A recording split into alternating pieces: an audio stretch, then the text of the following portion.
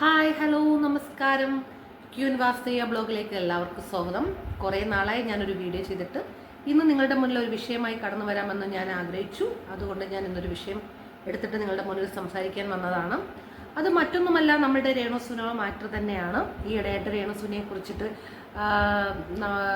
സുധിയുടെ മകനായ കിച്ചു കുറേ കാര്യങ്ങൾ പുറത്തു വിട്ടിരുന്നു. അത് നമ്മളെല്ലാവരും കണ്ടതാണ്. അതിപ്പോൾ ഇങ്ങനെ വൈറലായി പോയിക്കൊണ്ടേയിരിക്കുകയാണ് ഗൈസ്. അതിനെ സംബന്ധിച്ച് രേണുസുതി വന്ന് കുറേ വീഡിയോ ചെയ്തു. എന്നിട്ടിപ്പം സമൂഹത്തിന്റെ മുന്നിൽ രേണുസുനോ അല്ലെങ്കിൽ രേണുസുതി വന്ന് കരഞ്ഞു പിടിച്ചിട്ട് കുറേ കാര്യങ്ങൾ പറഞ്ഞിരുന്നു. ഞാൻ ആത്മഹത്യ ചെയ്യാൻ പോവുകയാണെന്ന്. പക്ഷെ അങ്ങനെ ആത്മഹത്യ ചെയ്യാൻ പോകുന്നവരാരും പറഞ്ഞിട്ട് ചെയ്യാറില്ല.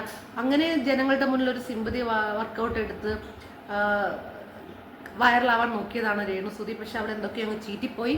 പിന്നെ ഒരു ആൺകുട്ടി അവന്റെ പ്രായത്തിൽ അവൻ അനുഭവിച്ചിട്ടുള്ള കുറച്ച് മെന്റൽ ട്രോമകളാണ് ആ കുട്ടി പുറത്തേക്ക് വന്ന് പറഞ്ഞത്.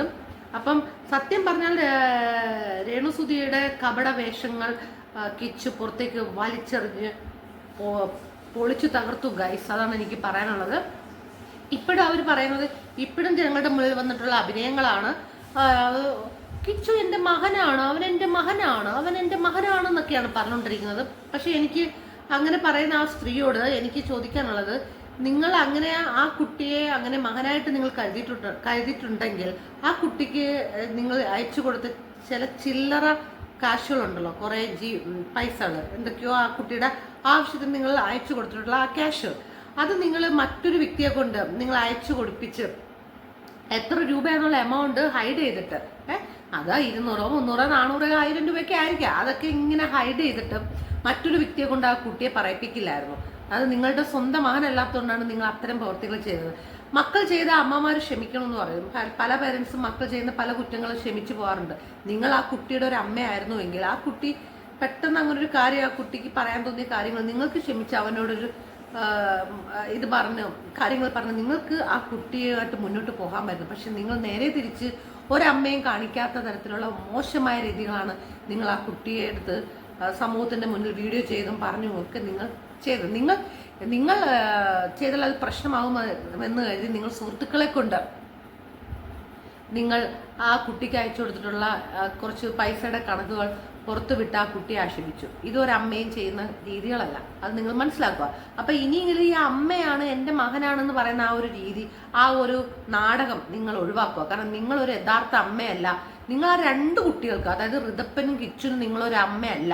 ശരിക്കും പറഞ്ഞാൽ നിങ്ങളുടെ ഒരു സ്വാതന്ത്ര്യത്തിൽ നിങ്ങളുടെ ഒരു വല്ലാത്തൊരു ജീവിതത്തിലേക്ക് നിങ്ങൾ എന്തോ ഒരു വലിയ സംഭവമായിട്ട് നിങ്ങൾ നടന്ന് സമൂഹത്തിൽ കിടന്ന് കാണിക്കുകയാണ്. നിങ്ങളുടെ ഓരോ കാര്യങ്ങളും പുറത്തേക്ക് ഒന്നൊന്നായിട്ട് അഴിഞ്ഞ് പുറത്തേക്ക് വരികയാണ്.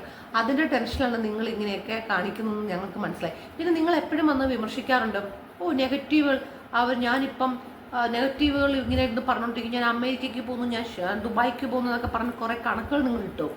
നിങ്ങളെക്കുറിച്ച് നെഗറ്റീവുകൾ പറയുന്ന ആൾക്കാരുള്ളത് കൊണ്ടാണ് നിങ്ങൾക്ക് അമേരിക്കയിൽ പോകാനും ദുബായിൽ പോകാനും ഒക്കെ പറ്റിയത്. അല്ലെങ്കിൽ എവിടെയെങ്കിലും ഒരു മൂല ചൊറിഞ്ഞും കുത്തി ഇങ്ങനെ പേനും കൊന്ന് നിങ്ങൾ ഇരിക്കുമായിരുന്നു. നിങ്ങളെ ഇത്രയും ലെവലിൽ എത്തിയത് നെഗറ്റീവ് കമന്റ് ഇടുന്ന ആൾക്കാർ തന്നെയാണ്. അത് നിങ്ങൾ മനസ്സിലാക്കുക. അല്ലാതെ നിങ്ങളെ ഒരിക്കലും പോസിറ്റീവായിട്ട് പറയുന്ന വ്യക്തികളല്ല നിങ്ങളെ ഇത്തരം ഒരു ഹൈ സെലിബ്രിറ്റി പദവിയിൽ കൊണ്ടു നിർത്തിയിട്ടുള്ളത്. അതുകൊണ്ട് അവരെ ആക്ഷേപിക്കുന്ന കാര്യങ്ങളൊക്കെ കാണുമ്പോൾ അതിലും എനിക്കൊരു സഹതാപമാണ് നിങ്ങളടുത്തുള്ളത്. നിങ്ങളാക്കിയത്, അതായത് ഇത്രയും ജനങ്ങളുടെ ഇടയിൽ നിങ്ങളെ അറിയപ്പെട്ട ഒരു വ്യക്തിയാക്കിയത് അത്തരം നെഗറ്റീവ് കമന്റ് ഇടുന്ന ഓഡിയൻസ് തന്നെയാണെന്ന് രേണുസുതി മനസ്സിലാക്കുക. പിന്നെ നിങ്ങൾ കുറേ കാര്യങ്ങൾ, കാപട്യമായ കുറേ കാര്യങ്ങൾ പറയുന്നു. എന്തോ ഒരു വലിയ തിരക്കുള്ള നടികളെ മാതിരി നിങ്ങൾ പെരുമാറുന്നു.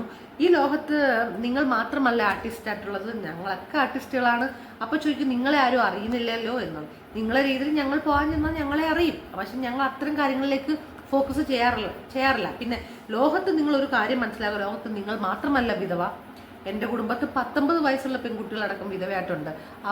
അവരുടെ കാര്യങ്ങൾ നോക്കി അവരുടെ കുഞ്ഞുങ്ങളെ കഷ്ടപ്പെട്ട് പ്രയത്നിച്ച് തന്നെ വളർത്തുന്നതല്ല. നിങ്ങൾ മാത്രമല്ല കേരളത്തിലെ ആദ്യത്തെ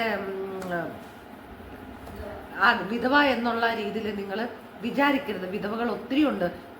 ചെറിയ പ്രായത്തിൽ വിധവകളായ ഒരുപാട് സ്ത്രീകൾ സമൂഹത്തിലുണ്ട്. പക്ഷെ നിങ്ങളെ മാതിരി ഒരു വിധവ ഇത്രയും മോശപ്പെട്ട രീതിയിൽ ഞാനൊരു വിധവയാണെന്ന് പറഞ്ഞിട്ട് ഇത്തരം രീതിയിൽ ചേഷ്ടകൾ കാണിച്ച് സ്വന്തം ഭർത്താവിൻ്റെ മരണത്തെ പോലും വിട്ടു തിന്നുന്ന ഒരു വിധവ നിങ്ങളെ ഉള്ളൂ. അത് സത്യമാണ്. അങ്ങനെ ഒരു സ്പെഷ്യാലിറ്റി നിങ്ങൾക്കുണ്ട്. സ്വന്തം ഭർത്താവിൻ്റെ മരണം വിട്ടുനിന്ന വിധവ എന്നുള്ളൊരു സ്പെഷ്യാലിറ്റി നിങ്ങൾക്കുണ്ട്. അല്ലാതെ നിങ്ങൾക്ക് യാതൊരു വാല്യൂവും ഇല്ല. സമൂഹത്തിൽ നിങ്ങൾ നല്ലൊരു മെസ്സേജ് കൊടുക്കുന്നില്ല. നിങ്ങൾ ഇൻഫ്ലുവൻസറാന്ന് പറയുന്നു. നിങ്ങൾ എന്തിൻ്റെ ഇൻഫ്ലുവൻസറാണ്? നിങ്ങൾ എന്താണ് സമൂഹത്തിന് വേണ്ടി നല്ലൊരു കാര്യം ചെയ്തത്? ആർക്കാണ് നിങ്ങൾ നല്ലൊരു മെസ്സേജ് കൊടുത്തിട്ടുള്ളത്? ഒരിക്കലല്ല. നിങ്ങൾ നിങ്ങളുടെ വ്യക്തിപരമായ ജീവിതങ്ങൾക്ക് വേണ്ടിയിട്ട് പല കാര്യങ്ങളും ചെയ്യുന്നു. പല മോശപ്പെട്ട കാര്യങ്ങൾ സമൂഹത്തിൽ പ്രചരിപ്പിക്കുന്നു. ഇതൊക്കെ തന്നെ നിങ്ങൾ കൊടുക്കുന്ന കാര്യങ്ങൾ. അത് നിങ്ങൾക്ക് വേണ്ടി, നിങ്ങൾ റീച്ച് ആവാൻ വേണ്ടിയിട്ട്, നിങ്ങൾക്ക് ഉള്ള നിലനിൽപ്പിന് വേണ്ടിയിട്ടാണ്. പക്ഷെ എന്ത് തന്നെയായാലും നിങ്ങളിപ്പോൾ ഇവിടെ നിങ്ങളെ പൊളിച്ചടുക്കി, നിങ്ങൾ ഇനി നിങ്ങളെ സ്വയമേ നിങ്ങൾ വെള്ളപൂശ നിൽക്കണ്ട. ജനങ്ങൾക്ക് ഒരുവിധം നിങ്ങളുടെ ക്യാരക്ടർ മനസ്സിലായി. നിങ്ങൾ ശരിക്കും ഒരു രണ്ടാനമ്മയുടെ റോള് ചെയ്തിരുന്നു എന്നും, കിച്ചുവിൻ്റെ ലൈഫിൽ നിങ്ങൾ ശരിക്കും ഒരു രണ്ടാനമ്മയുടെ റോള് ചെയ്തിരുന്നു എന്ന് ജനങ്ങൾക്ക് വ്യക്തമായി. അത് കിച്ചു തന്നെ വന്ന് തുറന്നടിച്ച് പറഞ്ഞിരുന്നു. ആ കുട്ടി നിങ്ങൾക്കൊപ്പം ജീവിച്ച സമയത്ത് ഒരു റൂമിൽ കടച്ച് റൂമിനകത്ത് ഇരിക്കേണ്ട ഒരു അവസ്ഥയെക്കുറിച്ച് പറഞ്ഞിരുന്നു. ആ കുട്ടിയുടെ ഫാദറിന്, അതായത് മരിച്ചുപോയ സുധിക്കൊപ്പം പ്രോഗ്രാമിൽ പോകുമ്പോൾ നിങ്ങൾക്കുണ്ടാവുന്ന ആ ഈഗോ ആ കുട്ടി തുറന്നു പറഞ്ഞിരുന്നു. നിങ്ങളുടെ അച്ഛനും നിങ്ങളുടെ സഹോദരികളും ഒക്കെ ആ കുട്ടിയോട് കാണിച്ചിട്ടുള്ള സ്വഭാവ രീതികൾ പറഞ്ഞിരുന്നു. നിങ്ങളുടെ അച്ഛനും നിങ്ങളുടെ ചേച്ചിയുടെ ഭർത്താവിനും മക്കൾക്കും ഒക്കെ സുധിയായിരുന്നു ചെലവിന് കൊടുത്തിരുന്നുള്ളത് തുറന്നു പറഞ്ഞിരുന്നു. അപ്പം നിങ്ങൾ ഒരു കാലത്ത് നിങ്ങൾ ആ കുട്ടിക്ക് അയച്ചു കൊടുത്ത തെളിവുകൾ നിങ്ങൾ പുറത്തു, ഇപ്പം കിച്ചുവിന് അയച്ചു കൊടുത്തിട്ടുള്ള തെളിവുകൾ നിങ്ങൾ പുറത്തു വിട്ടപ്പോൾ ഞാൻ നിങ്ങളടുത്ത് ഒരു കാര്യം ചോദിച്ചോട്ടെ. സ്വാഭാവികമായിട്ട് നിങ്ങളുടെ സഹോദരിയുടെ മക്കളെയും സഹോദരിയെയും ഭർത്താവിനെയും ഒക്കെ പോറ്റിയത് സുധിയായിരുന്നു എന്ന് കിച്ചു തുറന്നു പറഞ്ഞു. അപ്പോൾ അതിന്റെ ഭാഗമായിട്ട് നിങ്ങൾ കണ്ടാൽ പോരെ അത്? അപ്പൊ അയാൾ എന്തോരം കണക്കുകൾ പറയണമായിരുന്നു. ജീവിതത്തിൽ പല ആൾക്കാരും പറഞ്ഞിട്ടുണ്ട് നിങ്ങൾ അദ്ദേഹത്തിന് പ്രാഗി കൊന്നു തീർത്തതാണെന്ന്. അതിപ്പോൾ വ്യക്തമാണ്. നിങ്ങൾ കാണിക്കുന്ന ഓരോ രീതികൾ, സമൂഹത്തിൽ ഇറങ്ങി കാണിക്കുന്ന ഓരോ രീതികൾ വെച്ച് ഞങ്ങൾക്ക് മനസ്സിലാകുന്നു നിങ്ങൾ തന്നെയാണ് നിങ്ങളുടെ ഭർത്താവിൻ്റെ മരണത്തിന് ഉത്തരവാദിയെന്ന്. ഓക്കെ, അപ്പം ഞാൻ ഇത് പറഞ്ഞുകൊണ്ട് എന്നെ ഇനി ആരും വന്ന് പൊങ്കാലിടാൻ നിൽക്കണ്ട. എനിക്ക് പറയാനുള്ളത് ഞാൻ പറയും. എനിക്ക് എന്താണ് ശരിയും തെറ്റും എന്ന് നോക്കി സംസാരിക്കാനുള്ള അവകാശമുണ്ട്. അതിൻ്റെ ഭാഗമായിട്ട് ഞാൻ പറയും. അപ്പം നമുക്ക് ഇനിയും പല കാര്യങ്ങളുമായിട്ട് വരാനുണ്ട്. ഓരോരോ വീഡിയോകൾ പുറത്തു വന്നുകൊണ്ടിരിക്കുകയാണ് ഗൈസ്. ഞാനും ആഗ്രഹിച്ച കാര്യങ്ങൾ തന്നെയാണ് പുറത്തേക്ക് വന്നത്. രേണുസുന എനിക്കൊരു പ്രശ്നം ഉണ്ടാക്കിയിട്ടില്ല. പക്ഷെ സമൂഹത്തിൽ അവർ കാണിക്കുന്ന ഇത്തരം കാര്യങ്ങൾ, ഒരു പബ്ലിക്കിൽ നിൽക്കുന്ന ഒരു വ്യക്തി അല്ലെങ്കിൽ ഒരു വുമൺ എന്നുള്ള നിലയിൽ, അല്ലെങ്കിൽ എനിക്ക് ഇവിടെ ഒരു പൗരൻ എന്നുള്ള നിലയിൽ എനിക്കും കണ്ട് വിലയിരുത്തി സംസാരിക്കാനുള്ള അവകാശമുണ്ട്. കാരണം ഞാൻ റീചാർജ് ചെയ്യുന്ന നെറ്റും രേണുസൂതിയുടെ പല കാര്യങ്ങളും കണ്ട് ഞാൻ കാശ് കൊടുത്ത് മേടിക്കുന്ന എൻ്റെ നെറ്റും ഞാൻ ഉപയോഗിക്കാറുണ്ട്. അപ്പോൾ അതൊക്കെ കാണാൻ സ്ഥിതിക്ക് എനിക്കും അത് പറയാനും വിമർശിക്കാനുമുള്ള അവകാശമുണ്ട് ഗൈസ്. അപ്പോൾ ശരി ഗൈസ്, ഇനിയിപ്പോൾ ഞാൻ വേറൊരു വീഡിയോ ആയിട്ട് നിങ്ങളുടെ മുന്നിൽ വരുന്നതായിരിക്കും. അതുവരെ ബൈ ബൈ ബൈ. പക്ഷെ ഒരു കാര്യം, ക്യൂൻ വാസ്തവ്യ ബ്ലോഗ്സ് നിങ്ങൾ സബ്സ്ക്രൈബ് ചെയ്യാനും കമൻ്റ് ഇടാനും മറക്കരുത്, ഷെയർ ചെയ്യാനും മറക്കരുത്. ഓക്കെ, നിങ്ങളുടെ ഓരോ സപ്പോർട്ടുമാണ് ഞാൻ എൻ്റെ തുടർന്നുള്ള അങ്ങോട്ടുള്ള കാര്യങ്ങൾ. Okay, thank you, bye bye, see you. പിന്നെ നമുക്ക് കാണാം. ഓക്കെ.